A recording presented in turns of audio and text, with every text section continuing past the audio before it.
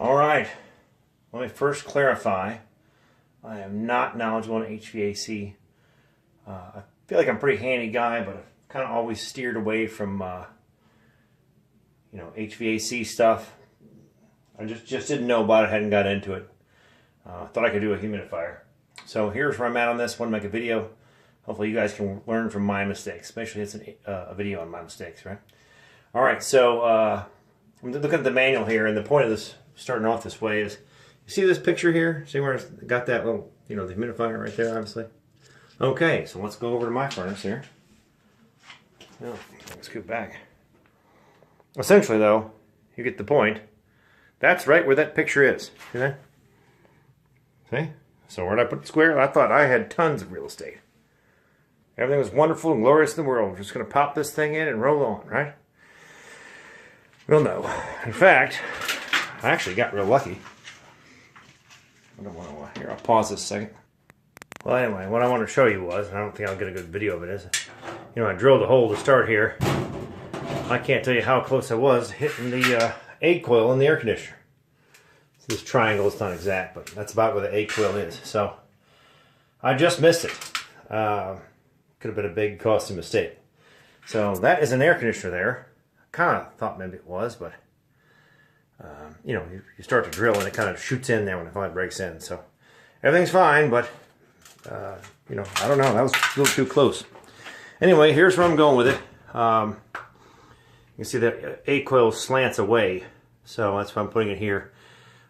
In retrospect, what I should have been doing is I should have got the Aprilaire 600, which has the return, the bypass valve. You basically put it over here on the, I get a return, whatever. Yeah, return. Put it on the return, and then there's a hose that comes over here, and all I have to do is drill one hole in this safe area. That's probably what should have happened if you're in a situation like myself. I guess I could have put it maybe here, could have drilled my hole, but I don't know, that was kind of getting close to that A coil. At the time, it was all sealed up. I couldn't really see in there, and I didn't want to risk it, so I thought this was the spot to go. I got this pipe here. It's for the furnace. It just runs down there. And so I need to dodge that, or else I'm sure going up higher.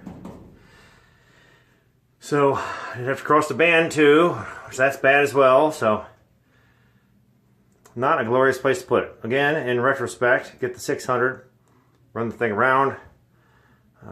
But bought the thing on Amazon, and it's 2 days return, 2 days get another one. I got the day off today. I want to charge forward. I'm bullheaded. Anyway, so here's my spot. That's where it's going. Not there. Anyway, hope that helps you guys out. Like I said, there's not really that much room up here. Wasn't quite enough. It hung down to, here-ish or something. So, which, yeah, that wasn't going to work, really. Yeah, that wasn't going to work. So, okay. Well, I'll catch you in a bit. Okay, whatever this is called, got our box mounted up. Listen, first thing is, when you cut that hole, you use that template over there. Cut, inside the line. Don't cut on the line. Make sure it's, you want it, snug so it works. It's gonna be hard to see now, but up in there, there's a tab. Let's see if I can get over there a little better. I don't know if you can see it or not. You'll see on your thing, there's a tab that basically slides up there, and then there's a little tab that slides, that hooks there. Basically, you shove it up in there, swing the bottom end, and then that hooks down on those tabs. And then there's these little wingy deals. There they are in there. Basically, they're up, and you pivot them in. So there's our box mounted up. That's where we're at so far. Catch you in a bit.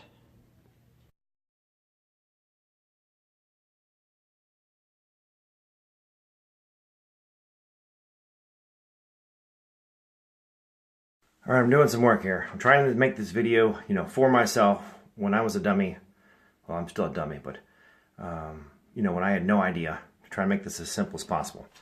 So this is the control knob down there. I'll put that on in a minute. Essentially, I'm holding the camera here, but What would help me to understand it is, I know there's 2 wires here, but this is not the start and the end. What we're doing is we're making a loop. I actually took that wire, and one's the from wire and one's the to wire. Apparently it doesn't matter which is which, but it's, it's got a loop we're doing. So that's what I'm advising here to try and help you guys out. So I ran that up here. I got some of these little dealios to, kind of hold it on there. Try and make it look somewhat neat. Keep it out of the way, tripping, knocking, all that stuff. Runs along here, along there. I'm gonna run around to the other side, down there, down the thing, down that thing, and I actually used the existing hole, but I did have to drill another hole. It wouldn't quite fit in there, but it's a nice little tab. I didn't have to do it. So what I want my back in time self to think about is these wires are going to connect to this transistor, right? Don't worry about this other yellow wire yet. They're going to connect to this transistor where the little screws are at the end. And it's just a loop, right? One wire goes to that control thing I showed you.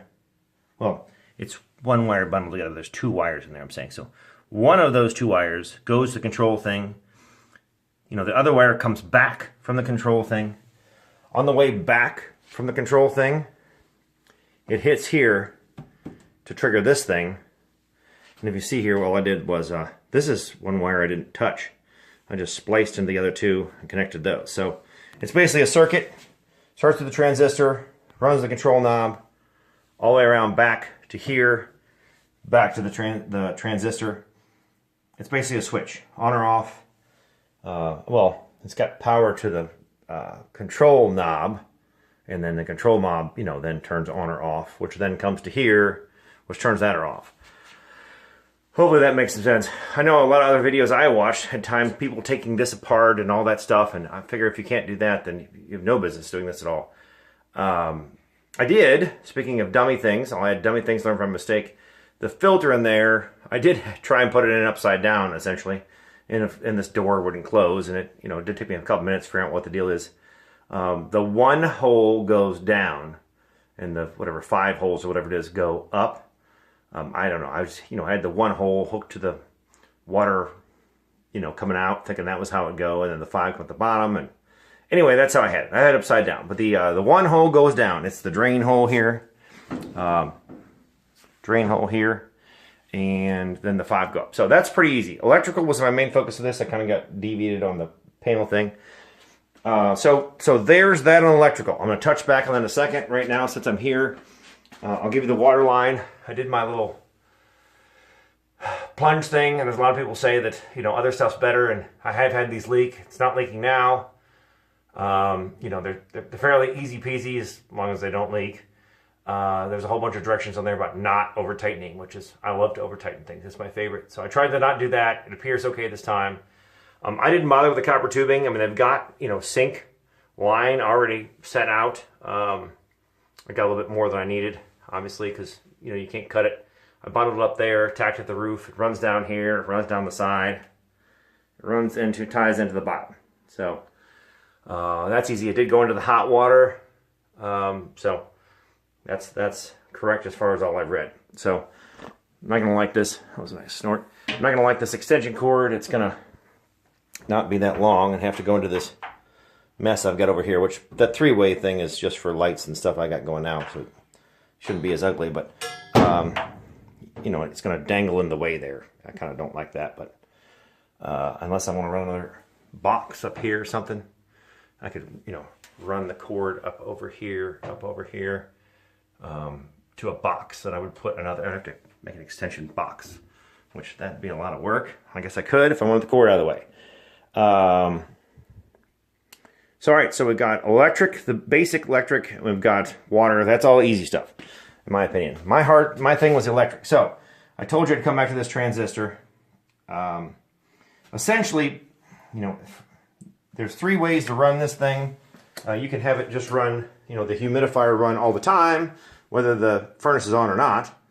Now, not to confuse with the next one, which is you can have the humidifier run and turn the fan on for the, heating cooling unit. So, you know, the first way is it just runs, whether the heating cooling unit is on or not, which I don't know, that seems a little weird to me because where's the vapor go? You know, it's not going anywhere. We need the fan on. So that's the other method. And the third method is it only runs when the heater is on. So, you know, that's what makes it complicated about all these drawings we've got here on the wall, that drawing, all that stuff. The easiest way for me to think about it is, one, you need to have a loop from that transistor, as far as I can tell. And then I'm going to take this transistor on my furnace, which I have no idea about this stuff, but I luckily know a guy. And, you know, on my furnace, I was able to take it to the white here. You can see I used some yellow wire. I didn't know what gauge to use. These look pretty heavy. So I was like, I better to have more than not enough. So I had some of this lying around. It is pretty stiff. Maybe doing it over again, I'd have stripped that yellow off there and pulled the ground out. You know, you don't need the ground. I just cut it off at this point, but makes it stiff for moving it around. So I don't know. I kind of liked it all, you know, in the yellow, packaged up together, but that ground wire in there certainly makes it stiff. Anyway, so tacked into there, and what's mine called? Mine called HTGACC. So supposedly now, when the heater kicks on, it will then power the transformer, transistor, whatever this thing is, and then there's my two wires, which I haven't got that hooked up yet. But that's the next step. I will got to video this before I, you know, close this door. That's just two little screws on the front here that the wire goes to, and see if it works. So I'll catch you guys in a minute, and I'll either be yelling that I blew something up or had a piece of lark. Talk to you soon. Well, good news. Nothing blew up. I think I did it. So we've got water, as you can see, running down there. You can see that. I pulled this cover off, and the filter's wet. I can hear this fan running. That's good. I did it. I'm going to do some cleanup. I did want to show you real quick. I mean, just this is all nothing important really here at this point, I don't think. But you know, I got the line running down. I zip tied it to the furnace PVC, which I saw a guy online do that with PVC. If you want to do that, I mean, I could have PVC'd in with that one. It had a you know, a breather, you know, coming out the top there. You know, I was tempted to just stick this line in there, but it has a breather for a reason, so let's leave it. Anyway, I ended up just zip tying along this thing and running the grain. I've already talked about this darn cord. Oh, which for fun, by the way, I forgot to hook that up, so I had water. I made it in time before the water poured out the bottom. But hooked that up. Here's my cord running over to this thing, which I said is a bit of a mess because of some lights and stuff I got going on now. But it's still going to be across the way. I don't like that. I think I'm going to leave it because, as I said, I'm going to have to run a box as my alternative. Hate using extension cord. I guess I could. Anyway, that's where that is. That's the only really thing I'm not happy about. But I've already showed you my wiring along the top, kind of tucked up. I'm going to get some black tape on those nuts and make that a little cleaner right there. Clean up this wire, you know, running down there a little bit. Either tuck it in with that other, you know, just kind of that's what they did, obviously. They just black taped the other one, so I can just black tape that on there too or something. Anyways, the cleanup is all black tape and stuff. I think we're running, you know. I got the knob on high. Let's see. I don't know. I guess I'll turn it off. See if it goes off. Off.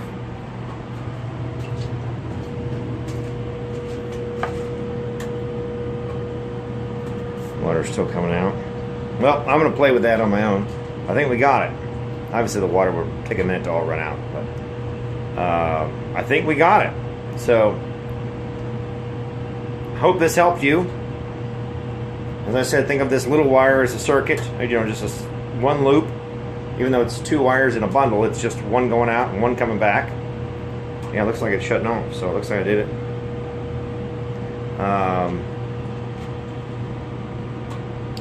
Hope this helps you. Good luck on wiring it in. And oh, so the guy I know is, let's just call him Valiant. I want to give a shout out to Valiant. Also, I reached out to a guy named Andy. He was a big help. I'm going to give a shout out to them. I hope this helped you. I'm trying to think of anything I didn't wrap up already.